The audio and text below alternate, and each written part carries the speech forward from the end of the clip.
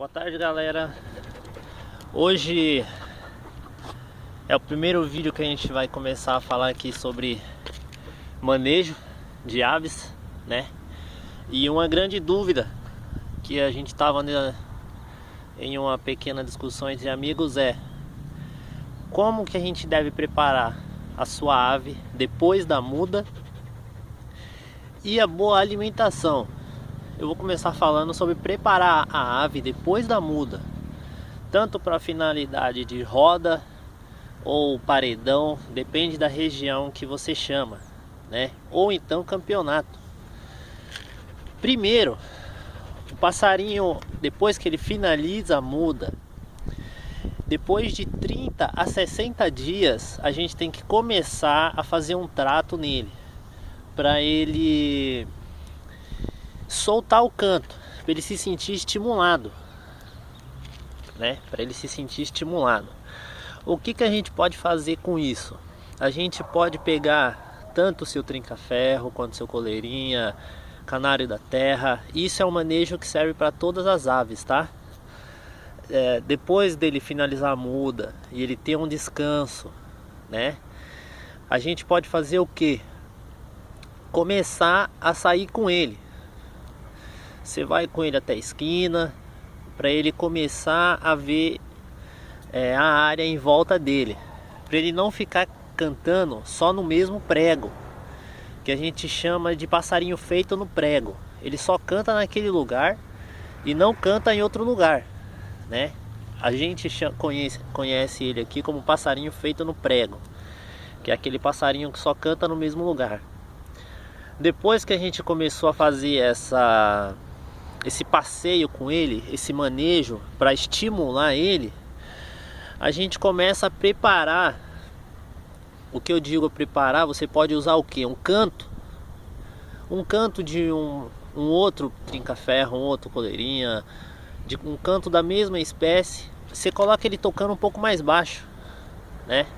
Por quê? Porque com esse manejo de você começar a sair, você começar a dar um banho de sol nele sempre, ele vai começar a soltar o canto, né? Depois que ele começar a soltar o canto, você precisa estimular ele. Você vai fazer o que? Você põe um canto um pouquinho mais baixo para não ultrapassar o tom dele, só para ele ouvir de fundo. Ele vai achar o que? Que tem alguém querendo disputar com ele. Com isso, ele vai se sentir estimulado e vai começar a cantar mais ainda, né? Um passarinho bom para roda ou paredão ou apenas uma exposição de canto, o bom é ele ter uma fêmea. Por quê? Porque você vai começar a enfemear ele, né? Um passarinho enfemeado é um passarinho que canta mais, né? Você não vai deixar o passarinho 24 horas na fêmea, né? Você só vai enfemear, que é um passarinho que canta bastante. A gente falando de passarinho e minha cachorra aqui no fundo. Então, é um passarinho que canta muito, um passarinho enfemeado. Por que ele vai cantar mais?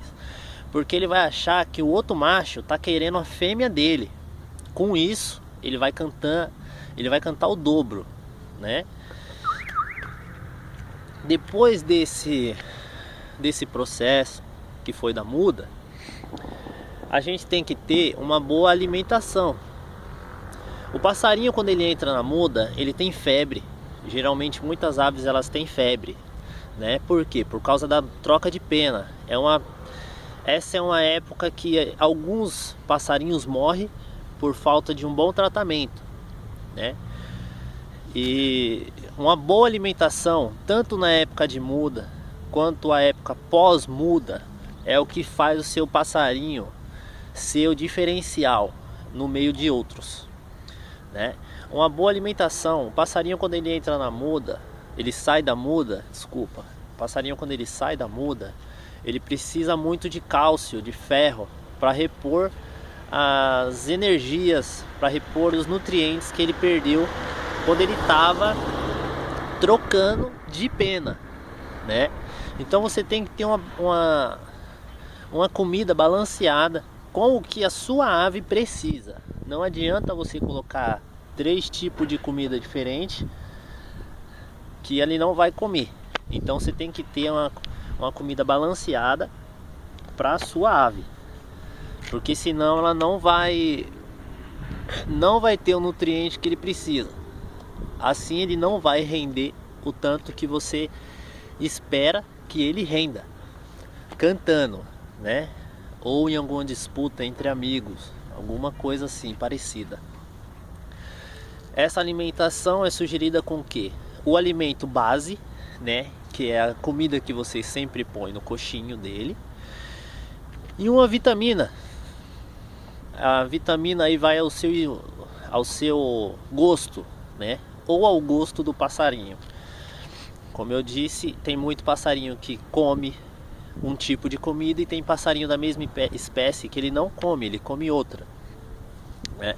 E tudo vai do seu manejo. Tem passarinho que você acostuma ele a comer vários tipos de ração, né? Isso, ao meu ver, é bom. Ele tem uma variedade de ração, né? Quando você quiser trocar, você pode trocar. Por exemplo, o trinca-ferro. O trinca-ferro ele tem uma grande variedade de ração. Ração mais oleosa, uma ração mais com muito mais vitamina, outra com um pouco menos de vitamina, né? Aí depende da época e depende do que você pretende que ele faça. Se for para canto, é bom você dar uma vitamina muito boa com nutrientes, né? É uma vitamina boa para nutrientes. Continuando, então, né? O passarinho tem que ter uma boa alimentação. Eu só ia esquecendo é um tópico que eu não podia esquecer. Quando o passarinho entra na muda, normalmente ele entra na troca de bico. Por que o passarinho troca de bico? O bico desgastado, ele troca um pedaço do bico desgastado e um bico novo cresce no lugar, né? Na troca de bico,